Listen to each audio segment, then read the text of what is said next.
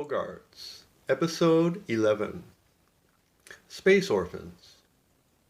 When you transit an epoch, your chronological age and gender become irrelevant, and your relationship with time and space becomes less linear and more fluid.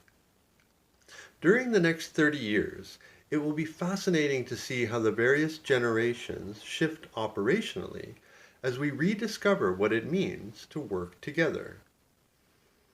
Exploration is the longest of games, so you need to adopt a multitude marathon view over the quick bolt sprint. Safety itself governs this at scale.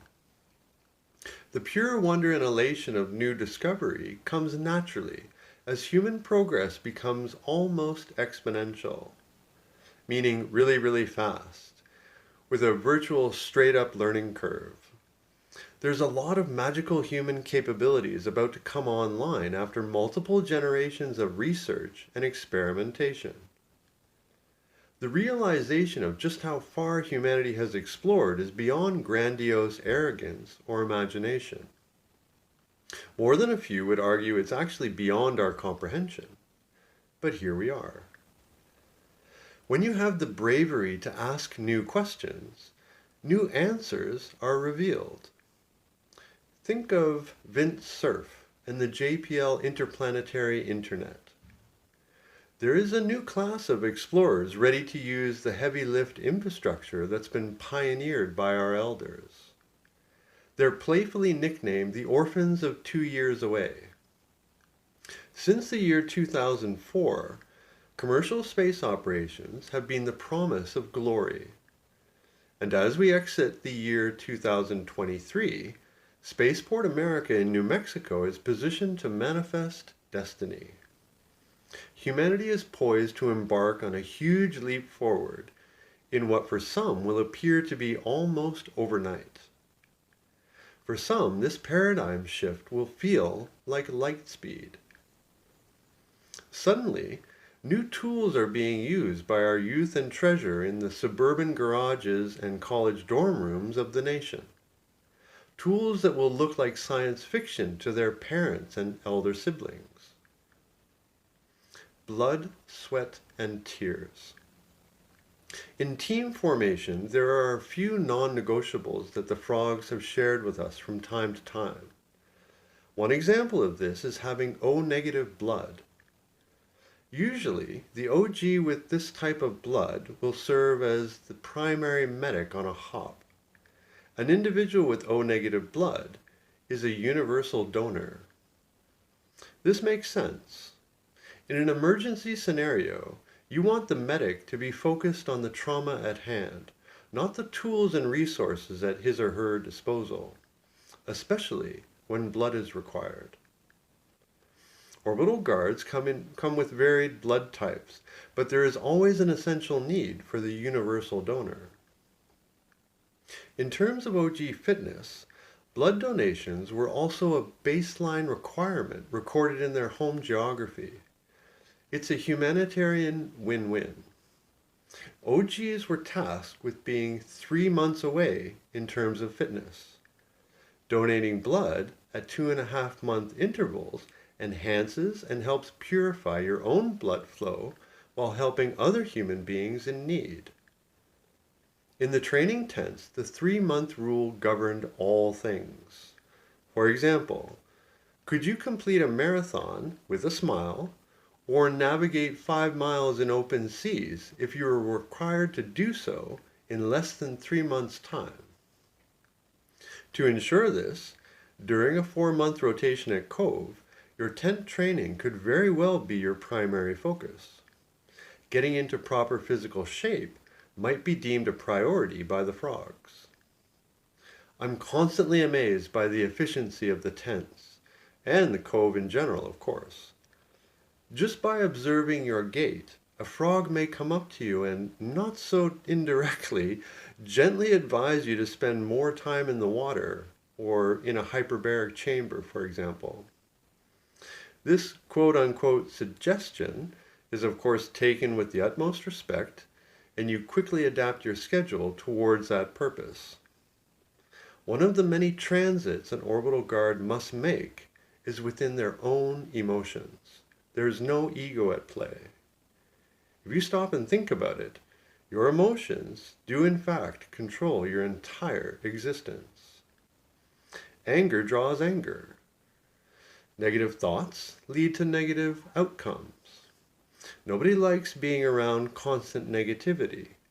And seeing a person you cherish weeping or in pain is definitely not pleasant.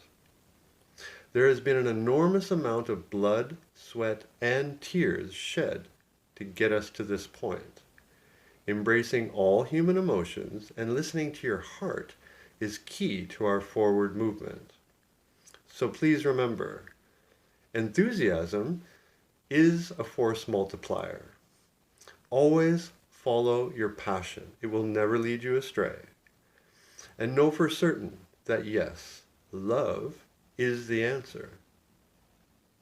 The advancements being made in nanotechnology have begun to influence all facets of human life, including the clothing that we wear. It may sound unbelievable, but very soon individuals will be wearing clothing that is smarter than they are, and necessary, especially in an emergency scenario.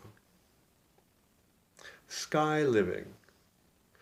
The birth of the commercial space industry provides all of humanity with a quantum leap forward. Yes, the 30-year epoch we've entered is awesome, but it's achieved methodically through single, highly managed individual steps, each of which should be celebrated. The unfathomable growth that takes place just in the next 10 years will make any moral being's head spin, if we don't destroy ourselves. Here's an example of what's on tap. In the video screenshot below, Robert Allen Eustace is captured briefly between the fourth and fifth dimension. During this portion of his talk, Allen moves from space-time to Earth-time in the blink of an eye. From an audience question, Allen relives the overview effect and attempts to describe it with third and fourth density vocabulary. He speaks of being weightless, the feeling of floating. Then suddenly he must transition to skydiving and knowing that he is hurtling through the atmosphere. Because Allen is transitioning from a vibration of living in the sky, the fifth density, to diving through the sky, third and fourth density, his physical body stumbles, and he says, "sky living," as the signal inputs from his brain move too quickly for his jaw muscles to react appropriately. It's fascinating and wonderful. It's pioneering stuff. See for yourself. When commercial spaceflight operations begin, many individuals with substantial means will be experiencing this wonder. They will often return breathless and without the words to articulate their experience. Commercial spaceflight changes your perception of reality instantly, and because of this, great achievements can be attained. Remember, think locally and act globally? How about It Takes a Village, or The Hole in the Ozone Layer over 50 years ago? How about Earth Day? Things can in fact change overnight. An epoch is surfable.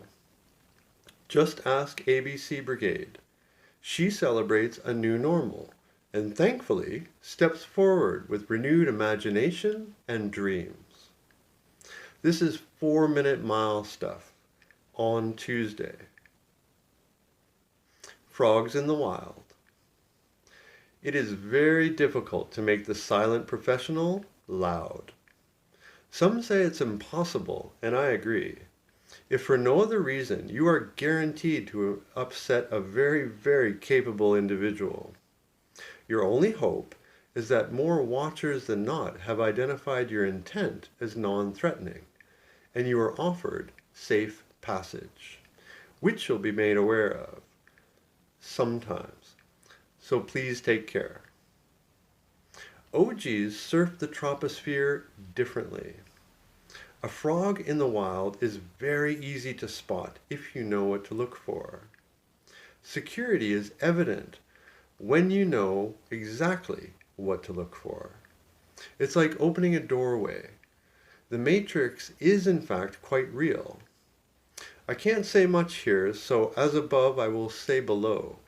Look for the colors. The brightest stars are here to help us navigate this epoch. Imagine a glide path. A 10-year spark enables a 30-year engine which carries us some 50 years into the future. A new Tuesday for the year 2101 and beyond. A downwind, base leg, and final, if you will.